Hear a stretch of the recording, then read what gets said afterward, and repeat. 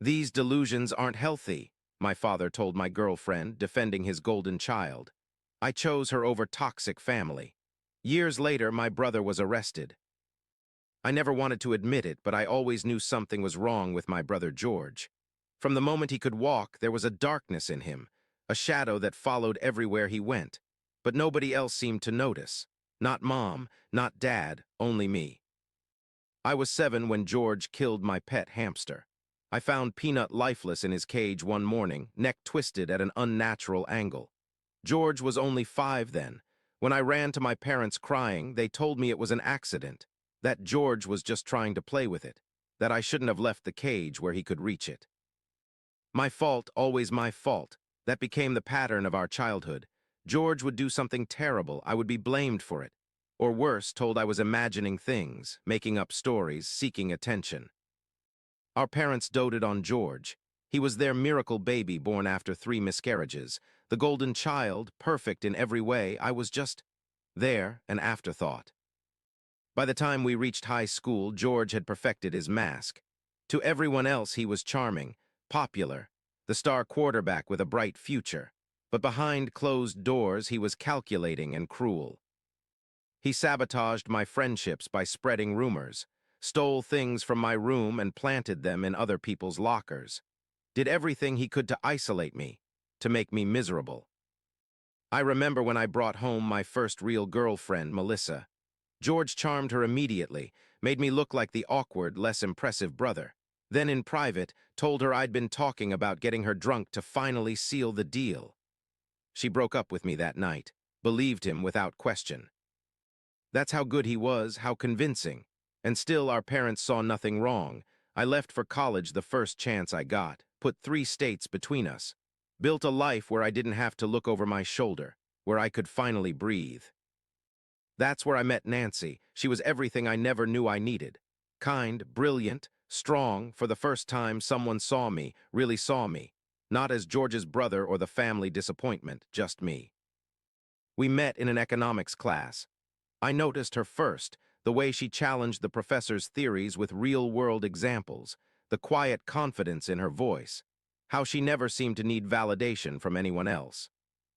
Our first date lasted 6 hours, just talking, about our dreams, our fears, the books that changed us. By the end of the night, I felt like I'd known her my whole life. We dated for 2 years before I finally agreed to bring her home to meet my family. I'd avoided it for as long as possible, making excuses about busy schedules and distance. The truth was, I was terrified of exposing her to them, to him. The drive to my parents' house was tense, my knuckles white on the steering wheel. Nancy noticed, placed her hand over mine. "It's going to be fine," she assured me. "They're just people." But they weren't just people. They were the architects of my insecurities, the enablers of George's darkness. I should have trusted my instincts. The moment George laid eyes on Nancy, I saw something shift in him, a predatory gleam I recognized all too well. During dinner, he positioned himself next to her, his arm casually draped over the back of her chair. Too close, always too close. "You're way too good for my brother," he told her, his voice dripping with false sincerity. "What's a girl like you doing with someone like him?" Nancy laughed it off, uncomfortable but polite. I felt my chest tighten, my hands curl into fists under the table. Later that night, I found him cornering her in the kitchen, standing between her and the door, her back pressed against the counter. Her smile was fixed and wooden. "We should get coffee sometime," he was saying. "I could tell you all the embarrassing stories about my brother that he wouldn't want you to know." When he reached out to touch her hair, I intervened, grabbed his wrist, told him to back off. He just smirked, like we were sharing some private joke. "Relax, bro," he said, pulling away. "I'm just being friendly, right, Nancy?" We left the next morning. Nancy was quiet during the drive home, too quiet. "Has he always been like that?" she finally asked. I nodded, the knot in my stomach tightening. "I'm sorry," I said. "I shouldn't have brought you there." She reached over and squeezed my hand. "It's not your fault." But it felt like it was, like I'd failed to protect her from something I should have seen coming. What I didn't know then was that George had already gotten her phone number from my mother, that he'd already started texting her. Innocent messages at first, then increasingly inappropriate, asking about her underwear, telling her he could satisfy her in ways I never could. When she blocked his number, he created new ones, called her in the middle of the night, breathed heavily into the phone when she answered. The final straw came when he sent her a picture of herself sleeping, taken through our bedroom window. We lived on the second floor. He must have climbed up to get that shot. I only found out when Nancy showed up at my apartment at 2 a.m., trembling and in tears. She'd been getting calls from unknown numbers, people following her to her car after work, a dead bird left on her windshield. "It's him," she said. "I know it's him." We went to the police, but what I discovered there crushed any hope of justice. The desk sergeant was dismissive from the start, barely glancing at the evidence on Nancy's phone. He took perfunctory notes, his pen barely moving across the page as Nancy described the escalating harassment. "Sounds like a lover's quarrel to me," he muttered, not even trying to hide his disinterest. When I pressed him about the dead bird, the stalking, he leaned back in his chair, arms crossed. "Look, I know your brother. Captain of the football team, business degree, church every Sunday. You really expect me to believe he's doing all this?" Later in the parking lot, an older officer pulled me aside. His eyes darted around nervously before he spoke. "You should know something," he said quietly. "Your father plays golf with the chief every weekend, and last month he made a very generous donation toward the department's new cruisers." My stomach dropped. The truth hit me like a physical blow. "How much?" I asked. The officer just shook his head. "Enough. They've been told to handle any complaints about George with appropriate discretion. My advice, get your girlfriend somewhere safe. You won't find help here." That night I learned what true powerlessness felt like. How the system that was supposed to protect the vulnerable could be so easily corrupted. How money and influence could silence truth. Small towns, they protect their own. Nancy's stalking continued for weeks. George maintained his distance, but his friends were everywhere, watching her, reporting back to him, making her feel unsafe in her own skin. One night she woke up screaming from a nightmare, thrashing in the sheets, convinced someone was in the room with us. I held her until her breathing steadied, watched as the recognition returned to her eyes, as reality replaced the terror. "I can't keep living like this," she whispered. Neither could I confronted my parents, showed them the messages, the pictures of the dead bird, the timestamps of the calls. We sat in their pristine living room, the same couch where I'd spent countless afternoons doing homework, trying to be invisible. The same coffee table where George had once stabbed me with a pencil for changing the TV channel. The wound had needed 7 stitches. I still had the scar. My mother's face hardened as I shared the evidence. "Are you sure she's not making this up for attention? George would never do something like this." "He's always been jealous of you," my father added, though I couldn't remember a single instance where that had been true. "Maybe you're the one behind all this, trying to make him look bad." The betrayal cut deep, but it wasn't surprising. They'd always chosen him, always would. We tried once more, a family intervention. Nancy bravely agreed to face them all, to tell them exactly what was happening, how she feared for her safety, how she couldn't sleep at night. It was a disaster. George played the victim, shed tears at the accusation, claimed Nancy had been sending him suggestive messages, then turned around and blamed him when she got caught. "Check her phone," he suggested with feigned innocence. "I bet she deleted all the texts she sent me." My mother nodded sympathetically. My father glared at Nancy. "Young lady," he said, his voice cold, "I think you need professional help. These delusions aren't healthy." Nancy's hands trembled in her lap. I could feel her shutting down beside me, retreating into herself as they ganged up on her. As they did what they'd always done, protected George at all costs. We left that house knowing we would never go back, that we were on our own. The harassment escalated. George started spreading rumors at Nancy's workplace, claimed she'd been stealing medication, nearly cost her her nursing job. It was only her spotless record that saved her. I wanted to confront him directly to make him stop, but Nancy was afraid of what he might do if cornered, of how he might retaliate. "People like your brother," she said, "they feed on confrontation, on knowing they've gotten to you. The only way to win is not to play." When she was offered a position at a hospital across the country, we both knew she had to take it. That we had to leave, start over somewhere safe, somewhere he couldn't reach us. We were packing when the invitation arrived. My cousin's wedding. A family obligation that under normal circumstances I would have declined, but my grandmother had been diagnosed with late-stage cancer. This might be the last time I'd see her. "We'll go for the ceremony," I told Nancy. "Then leave before the reception, 3 hours tops." She nodded, though I could see the fear in her eyes. I promised to stay by her side the entire time, to keep her safe. Another promise I couldn't keep. The ceremony was beautiful. For a moment, surrounded by extended family who had no stake in the George mythology, I felt almost normal. Almost like the person I might have been if I'd grown up in a different home. Nancy excused herself to use the restroom while I chatted with an uncle I hadn't seen in years. I should have gone with her. Should have remembered that George never made idle threats.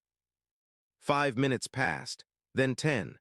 Unease crept up my spine. I found them in a deserted hallway far from the reception hall.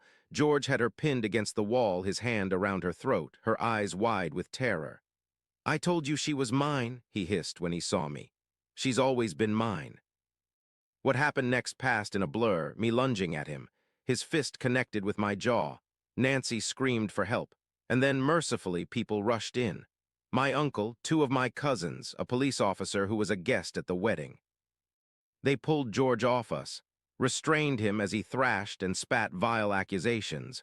For once there were witnesses. For once he couldn't twist the narrative. The officer arrested him on the spot. Assault, battery, the beginning of consequences George had avoided his entire life. My parents arrived at the police station an hour later, not to check on Nancy or me, but to bail out George. "This is all a misunderstanding," my mother insisted, not meeting my eyes. "George would never hurt anyone." "She provoked him," my father said, pointing at Nancy's bruised neck. "She's been trying to come between them from the beginning." I saw him slip something to the officer at the desk, an envelope that disappeared quickly into the man's pocket. My blood boiled. Something broke in me then. The last thread of hope that they might someday see the truth, that they might choose me just once. "We're pressing charges," I said, my voice steadier than I felt. "And after this, I never want to see any of you again." My mother gasped. My father's face turned purple with rage. "You would choose this girl over your own family?" he demanded. I looked at Nancy, at her quiet strength despite everything, at the woman who had believed in me when no one else did. "She is my family," I replied. "You're just the people who raised me." We moved across the country the following week, changed our phone numbers, started over in a city where nobody knew us, where George's shadow couldn't reach. The case went to court. Despite my parents' best efforts to discredit Nancy, the evidence was overwhelming. Multiple witnesses, security camera footage from the venue. My father tried to bribe the prosecutor, was caught, faced his own charges that were quietly dismissed. Money talks even outside our small town. George received probation, a slap on the wrist that nonetheless tarnished his perfect record, his first official consequence. We got married in a small ceremony with just a few friends. No family, started building the life we deserved, one without fear, without looking over our shoulders. There were still bad days, nights when Nancy would wake up gasping for air, convinced someone was following her. Days when I'd see someone who looked like George on the street and my whole body would freeze. Trauma doesn't disappear overnight, it lingers, changes shape. But slowly we learned to manage it, to not let it control us. We bought a small house with a garden, planted roots both literal and figurative, took back the power he'd stolen from us piece by piece. 3 years passed. We had almost forgotten about them when the call came from a number I didn't recognize. My aunt called to tell me that George had been arrested again, this time for domestic violence against his wife. The details were worse than I could have imagined. His wife had been hospitalized with broken ribs and a fractured jaw. This time, there had been witnesses, neighbors who called 911 when they heard her screams. Too many people involved for it to be quietly swept away. But my father had tried anyway. My aunt told me how he'd shown up at the police station with an envelope thick with cash. How he'd cornered the arresting officer in the parking lot, speaking in hushed tones about making this go away and protecting the family name. He'd been caught on the station's surveillance cameras. The officer, thankfully from outside our hometown and unswayed by the family's influence, had reported the attempted bribe immediately. My father now faced his own charges, obstruction of justice and attempted bribery of a public official. His reputation, the thing he valued above all else, was in tatters, his law practice hemorrhaging clients by the day. That my mother had finally seen the truth, had finally left my father, was hopping to reconnect with me, too little too late. Some bridges once burned can never be rebuilt. Some wounds run too deep to heal. I wished her well but made it clear I wanted no part of that life anymore, that the cycle of abuse and enablement ended with me. Nancy gave birth to our daughter last spring. A tiny, perfect human with her mother's eyes and, I hope, none of the darkness that plagued my family tree. I look at her and make silent promises, that she will grow up knowing she is loved unconditionally, that she will never be gaslit or manipulated, that she will always be believed. When I hold her, I think about the legacy I inherited, the anger, the fear, the constant vigilance. I think about how those things shaped me, made me who I am. Some scars will always remain, phantom pains from wounds inflicted long ago, but they don't have to define me, don't have to be passed down. Some nights I still wake up in a cold sweat, George's face vivid in my dreams. On those nights I check on my daughter sleeping peacefully in her crib. I look at my wife's gentle breathing beside me, and I remind myself that we are safe, that we chose each other, that the family we built is stronger than the one I left behind.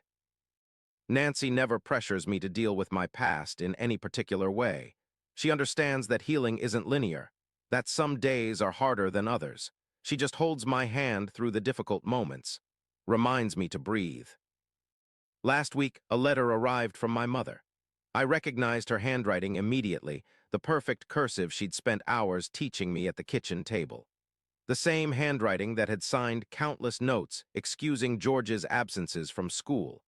That had penned grocery lists while ignoring the bruises on my arms. I almost threw it away unopened, but something made me hesitate. Inside was a simple note, no excuses, no attempts to minimize what had happened, just an acknowledgement of the pain she'd caused, of the son she'd failed to protect, of the grandchild she'd never know. I didn't respond, don't know if I ever will, but for the first time I felt something close to peace when thinking about her. Not forgiveness. I'm not sure I'll ever get there, but recognition that she too was caught in George's web, that she too was damaged by the life she'd chosen. The shadows of my past grow fainter every day. They'll never disappear completely. That's not how trauma works, but they no longer define me, no longer control me. Sometimes the bravest thing you can do is walk away. Cut the poison out of your life, even when that poison shares your blood. Even when everyone tells you that family should come first, no matter what. Because sometimes family is the most dangerous thing of all. To anyone trapped in the shadow of someone like George, you aren't crazy, you aren't imagining things, and you don't have to set yourself on fire to keep others warm. Find your Nancy, find people who see you, who believes you, who stands beside you when the world turns its back, and then run. Run as far and as fast as you can. Build something beautiful from the ashes of what you leave behind. I did, and despite everything, I've never once looked back with regret. The hardest lesson I've learned through all of this is that justice isn't guaranteed. Money, power, and familial connections can corrupt even the systems designed to protect us. But that doesn't mean you stop fighting for what's right. Document everything. Build a network of people who know the truth. And understand that sometimes the only way to win against someone like George is to deprive them of what they want most, power over you. For years, I carried the weight of my family's denial, wondered if somehow I was the problem, if maybe I was the one who couldn't see clearly. That's what they wanted me to believe. But gaslighting only works when you're isolated, when you have no one to reflect your reality back to you.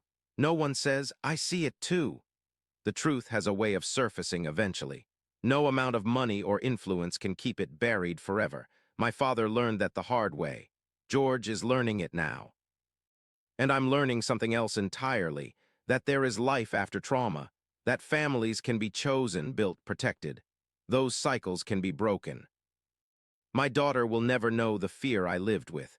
She will grow up knowing her worth isn't determined by how useful she is to others, that her voice matters, that her boundaries are sacred. That is my legacy, not the broken family I left behind, but the whole one I'm creating now. And if you're reading this, wrestling with your own George, your own enabling parents, your own impossible choice, know that there is hope on the other side. It won't be easy. You'll doubt yourself 1,000 times. But one day you'll wake up and realize the shadow no longer darkens your doorway, that the voice in your head questioning your perception is growing fainter, that you are finally free, and that freedom, it's worth everything.